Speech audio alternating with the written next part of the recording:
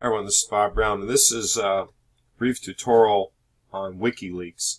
We hear about WikiLeaks all this time and how to use their website. So I googled and went to WikiLeaks, so we'll go to WikiLeaks. And they have their different vaults here. And there's all leaks. So we're going to look up George Soros. And it says you can put all, you can put these search operators here, we'll put all. And we see that it's pointing to this global intelligence file vault. So this is kind of older data. I've looked in this before. I don't see a lot of data in there. We'll see. And George is talking about, Mr. Soros is talking about CDSs. I don't know what CDSs are.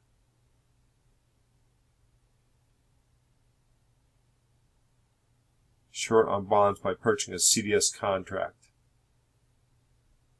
So this information came from the global intelligence files, over 5 million emails from the Texas headquarter global intelligence company Stratford. These emails date between 2004 and 2011. They reveal the inner workings of the company that fronts as an intelligence publisher.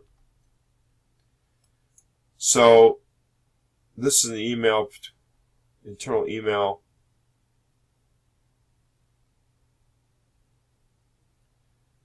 Let me pause here for a second. So they're talking about certificate of deposit, CDs. These were very popular in the 80s. Everyone was investing in CDs. And according here, it says, among the most safest investment a persona can make, the interest rate is determined ahead of time. You're guaranteed to get back what you put in plus interest once the CD matures. What's more, if the bank goes belly up, your deposit is probably insured by the FDIC up to $200,000. So Mr. Soros is over here. To support the argument, Soros explains that going short on bonds by purchasing a CDS contract carries limited risk but almost unlimited profit potential. By contrast, selling CDs offers limited profit, practically unlimited risk. So Mr. Soros is saying, to support the argument, Mr. Soros explained that going short on bonds by purchasing CD contracts carried limited risk but almost unlimited profit. By contrast, selling CDs offered limited profit and practically unlimited risk. Why not just ban short selling and options altogether, Mr. Soros? And CDs are truly toxic. So we see this is all about investments. That's why I study this. Derivatives should, you may not like George Soros, but, stepping back dispassionately as a business scientist, George Soros and his team, they make billions and billions of dollars. So that's why I study this aspect of George Soros, because obviously they're in the know, and having this type of data from WikiLeaks is invaluable if you're an investment or a business scientist. Now, I assume this is Mr. Soros saying, quote, people buy CDs not because they expect an eventual default, but because they expect them to appreciate response to adverse developments, added by Mr. Soros. He also explained the reason of the collapse of American International Group, AIG, quote, AIG thought it was selling insurance on bonds, and as such, CDs were outrageously overpriced. In fact, AIG was selling bear market warrants, and it severely underestimated their value.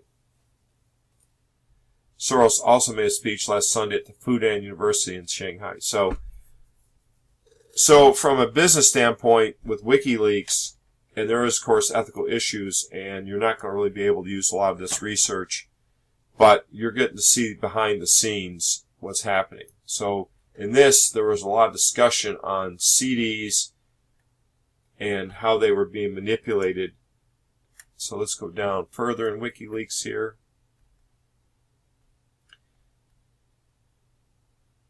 Mandatory learning.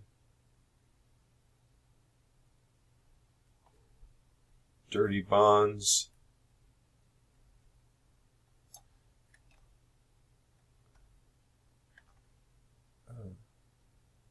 Stop the bond run.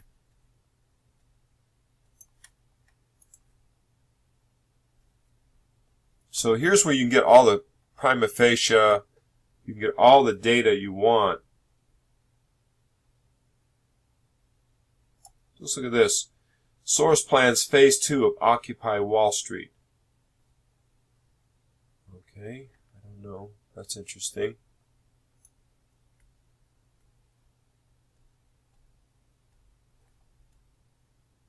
Well, they're all financial disasters. I kind of found an interesting article.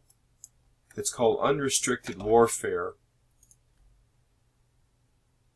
And this is from Matt at HB Gary to these people. Unrestricted Warfare. Here's a document discussed in the course today regarding the destruction of America. So that kind of caught my eye. So this was a paper or a book published in 1999. And these are sections taken from Unrestricted Warfare, a book published in China in February 1999, which proposes tactics for developing countries, and particularly China, to compensate for the military inventory vis-a-vis the United States during a high-tech war. And so this is kind of an interesting book, Hacking into Websites.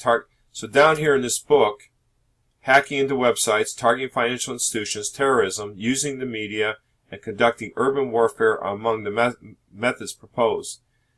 Zhangguo Quanguai Boao interview knows the first rule of unrestricted warfare is that there are no rules, nothing forbidden. Elaborating on this idea, he asserted that strong countries would not use the same approach against weak countries because strong countries make the rules while rising ones break them and exploit loopholes. The United States breaks UN rules and makes new ones when the rules don't suit its purpose, but it has to observe its own rules, and the whole world will not trust it. This is kind of a fascinating. I don't have time with everything I got going on, but this kind of looks like something that was published 18 years ago, and you could argue that it's a blueprint for what you're facing today. Hacking into website. This is 1999, by the way. Targeting financial institutions, terrorism, using the media, and conducting urban warfare are the methods proposed. This is kind of a footnote. You might want to come back to it sometime. Unrestricted Warfare. This is Xiao Lang and Wei Zhangzhu.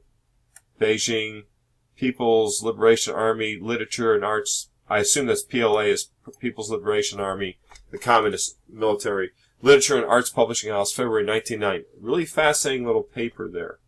One little line here, the financial attack by George Soros in East Asia. So, I have to do the research on that, but you kind of wonder, that's about the time the Japanese and everything were having a lot of financial trouble. Japan's never really recovered from that time period. And you just wonder, what does that have to do right there? So that's really kind of fascinating. So I kind of turned to Hillary Clinton, Libya. Scarborough says Algeria donated to Clinton Foundation when it wanted off terror list. This email has also been verified by Google, and there's a RS key. I'm not sure what that means. DKIM. Boom. Scarborough says Algeria donated to Clinton Foundation when it wanted off terror list. Television pundits are, so here they are, they're discussing. So, quote, Scarborough says, I think it was Algeria maybe that had given a donation that went unreported at a time when they wanted to be taken off a terror list in the State Department. They write the check, they get taken off the terror list. At the same time, then it goes unreported by the Clinton Foundation. Quote, is there a quid pro quo there? I don't know. That's really hard to tell, he said. So that's something there. There was a panelist, Scarborough was talking to them. So let's go down.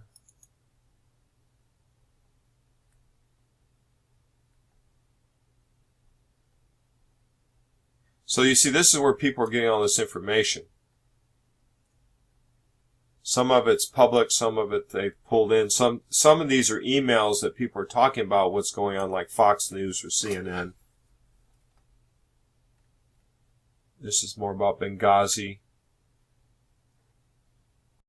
So here we are on the major front page.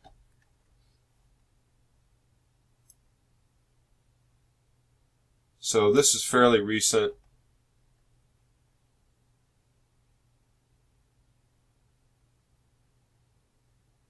So this is interesting here. Vault 7, Outlaw Country. WikiLeaks publishes documents from the Outlaw Country project of the CIA that targets computers running the Linux operating system.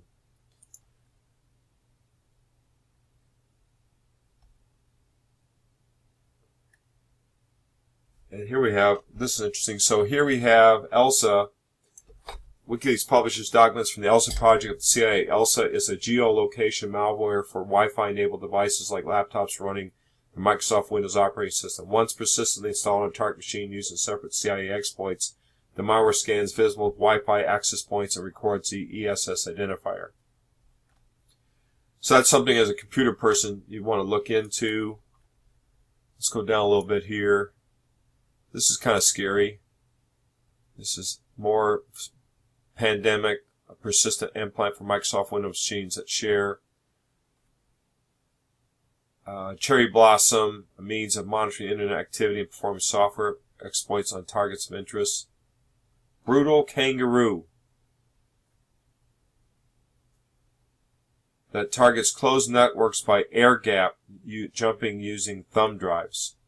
So what they're meaning is that this a completely segregated network, and you may see it where there's a person has 2 or 3 monitors, and one monitor is hooked to a secure network that has no access to the internet, but this air jump is through thumb drives.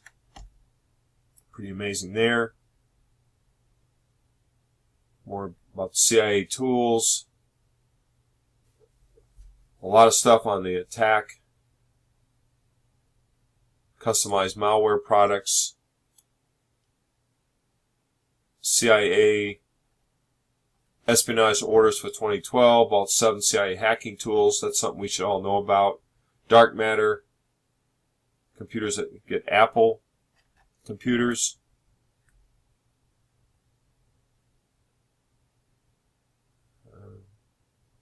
It goes on and on and on. Hillary Clinton email archive.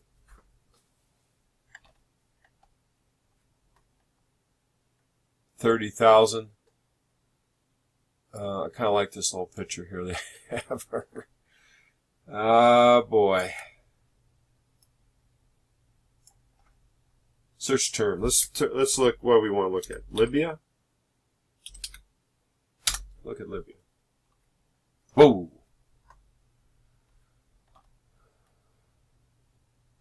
From Hillary Clinton to Jake Sullivan. Well, we'll start right there.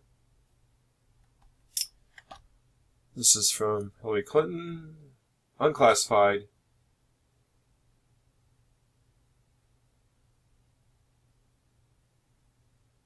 Embargo. The president's address to the nation of Libya is prepared for.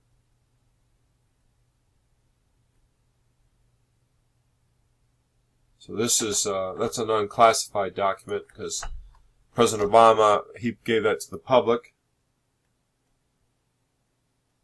It'd be good if they had this listed, like if this was, public knowledge, or this was, this was actually leaked. Because, for example, at a doctoral level, you really couldn't use this leaked. I don't think you could use the leaked information. I'm not sure you could.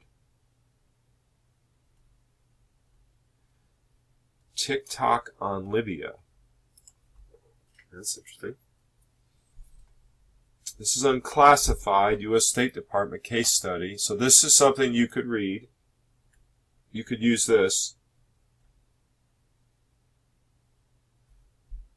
Okay, remember how it's always said that Uma Abedin had to send emails to Anthony Weiner's laptop, and where he was sexting, underage females. Please print for me.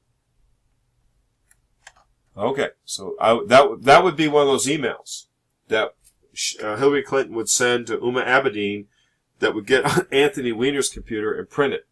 Someone go out and buy Hillary Clinton. You know, I feel like we should go buy her an HP printer. But right there, that's kind of interesting. Right there is where you see it. From Jake Sullivan. This is from Cheryl Mills. We've heard a lot about her. To H. And of course H is Hillary. So this is Cheryl Mills talking to Hillary. Here's a draft. Hillary HRC has been a crucial voice on Libya and the Administration of Liberations at NATO and contact group meetings, as well as a public face. She announces suspension operations of the Libyan embassy in Washington. This is where they evacuate everyone from Tripoli. This passage here. Sanctions Gaddafi.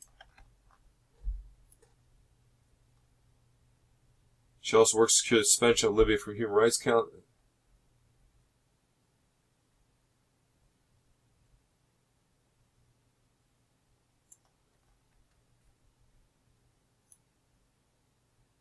So this is where they're building up for the Libyan attack.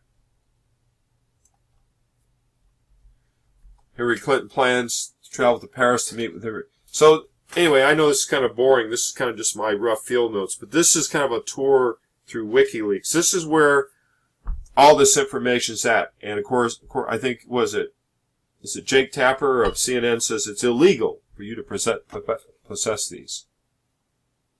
Now this is kind of interesting down here. And she goes African Union. She wants a pressing case. She travels to Istanbul. Recognize the TNC as legitimate government of Libya. Now, isn't that interesting? Hillary Clinton and the U.S. government, we can simply say, poof, the TNC is now the legitimate government of Libya. Of course, that didn't work out so well. And she's doing a constructive billion asset package. All this is in here. This is like a timeline. TikTok on Libya. So, WikiLeaks, you can love it or hate it, but it is a fascinating tour de force of going through information there. And of course, if you use WikiLeaks, I will 100% guarantee you that your computer will be noted as a person who goes to WikiLeaks.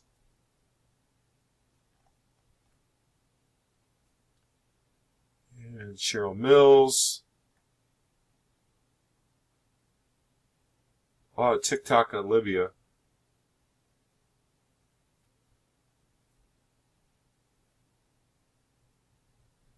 These are from Hillary Clinton. I mean, I could spend hours going through this. How great to see you. Dropping again. Here's Libya. Sidney Blumenthal. That was her big, still is her big. It's unclassified. Post-election, we'd like to have you over for dinner. Bill can come too if he's in town. Whatever works. Bill can come too. Okay. See, it'd be nice if we knew this was classified or unclassified, WikiLeaks. So here we have everyone's. These are older emails, so they got them dated wrong.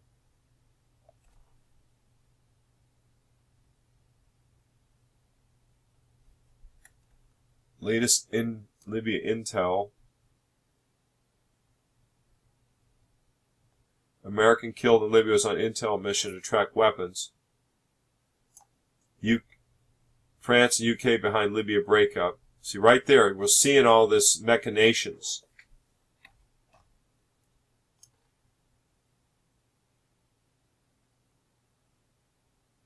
Now, this is kind of interesting. Let's look at this for a second. So this is from Jack Sullivan to Hillary Clinton. I can share around if you like, but it seems like a thin conspiracy theory.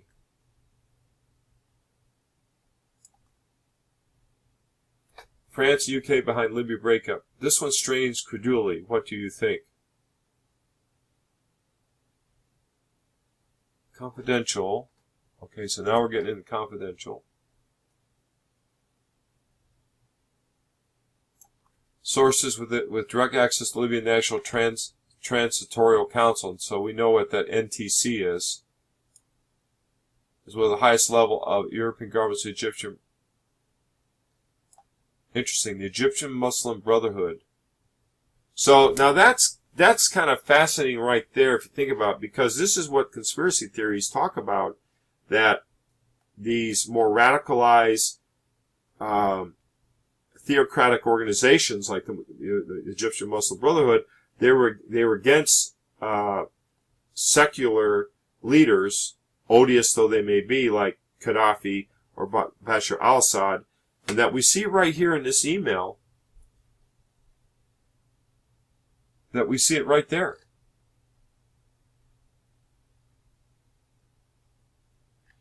And we see here the French General Directorate for External Security, British Secret Intelligence Service, activated long-standing contacts with tribal leaders in eastern Libya in an effort to encourage them to create a semi-autonomous zone of historic Cyrenaic.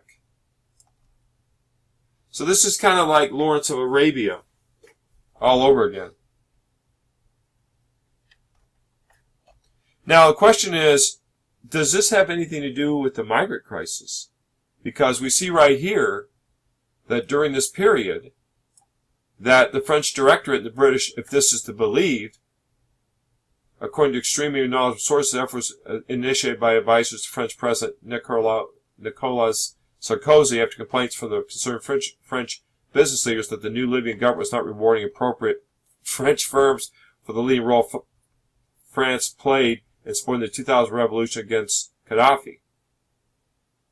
Hey, what's it in for me? You know, the old quid pro quo. You're seeing this stuff played out right before your eyes here, guys.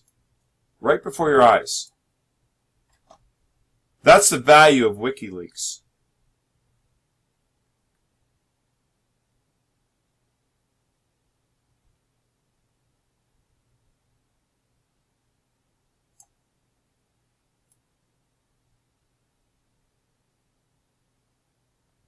Here we have the destabilization of Libya right here. The opinion of a well-placed source with access to the former royal family.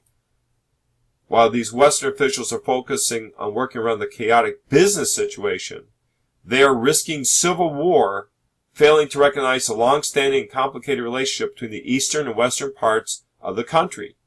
Gaddafi, as an absolute dictator, suppressed these differences, which have re-emerged with his defeat and death. In addition, El-Kieb is talking to old acquaintances in the Egyptian Muslim Brotherhood in an effort to apply their influence to the eastern tribal elders and help hold the country together. So we see right there in front of you, this is where this became radicalized, and that this is probably the formation of ISIS got in there, and the gigantic migrant crisis that came through. And we read earlier on the 1999 document from the Chinese People Liberation Army how they were hacking websites, media, and everything. So this is a fascinating tour. I just want to take you through it of what you can find in WikiLeaks. It's chilling. I don't think, I'd have to check, but and I'm not in this area of research, but I don't think you,